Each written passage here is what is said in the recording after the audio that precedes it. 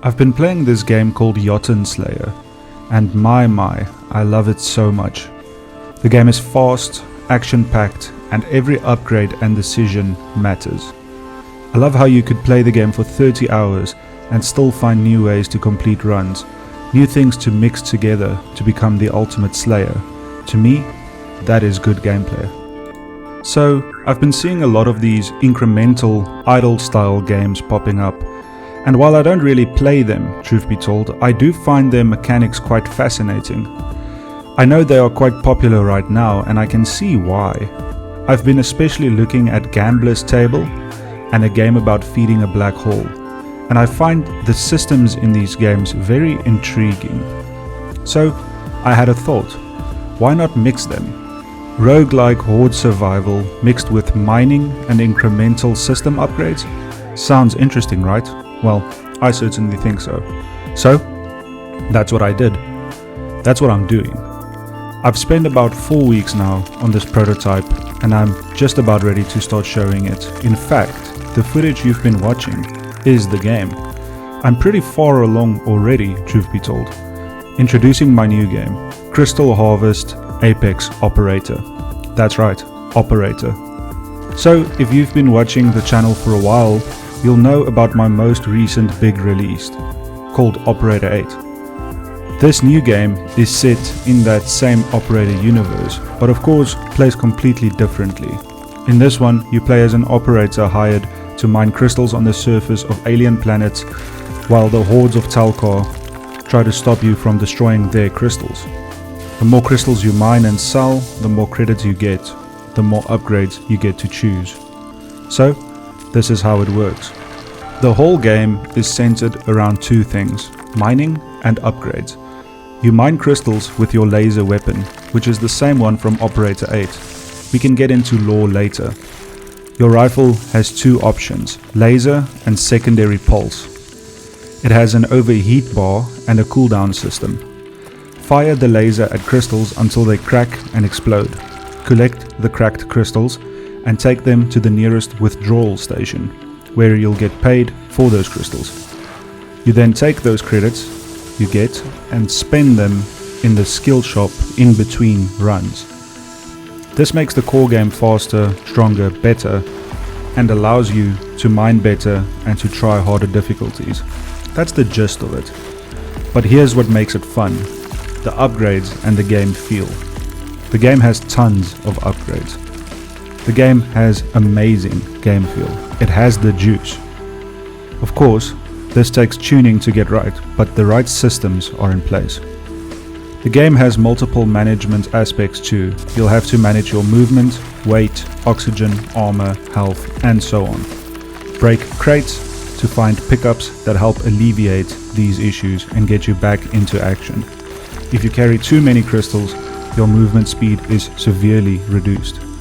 You can then drop the crystals or try and make it to a station in time. If you are out of oxygen, you'll slowly suffocate and die. If you have no armor, enemy hits do massive damage to your health. There are many elements to manage and control here, so the single most vital aspect of the game is the upgrade loop. You get XP from mining crystals and killing enemies. That XP is then used to purchase a run-bound upgrades per level up. These upgrades appear randomly, so some luck is involved here. This is broken down into 5 categories. In these, you have, firstly, combat. These upgrades make you a better operator and alien killer, but don't do too much else. They allow you to upgrade damage, cooldowns, and combat-specific attributes like knockback or stuns.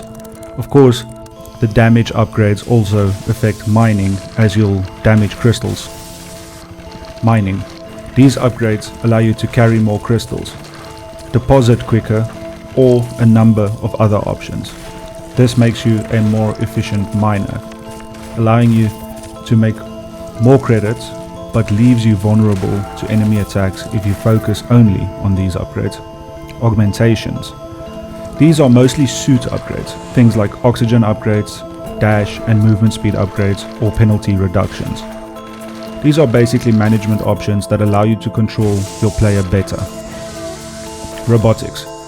This is where you allow for automation and mining support upgrades. These are things like drones, turrets, and automated mining systems.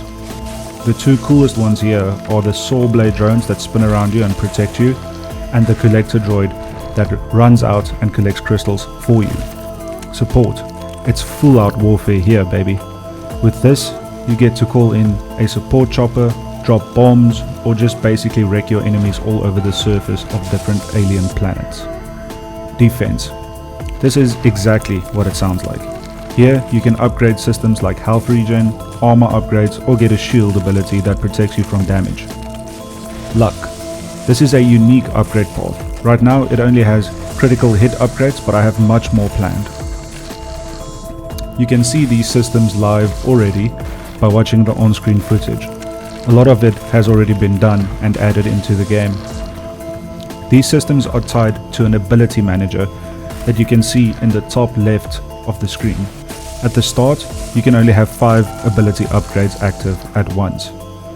This will be upgradable in the permanent upgrades, allowing you to be stronger in the future and get more done by giving you more ability slots.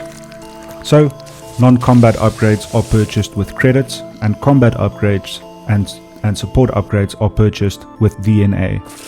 DNA is dropped from enemies when they are killed. It's a balancing act.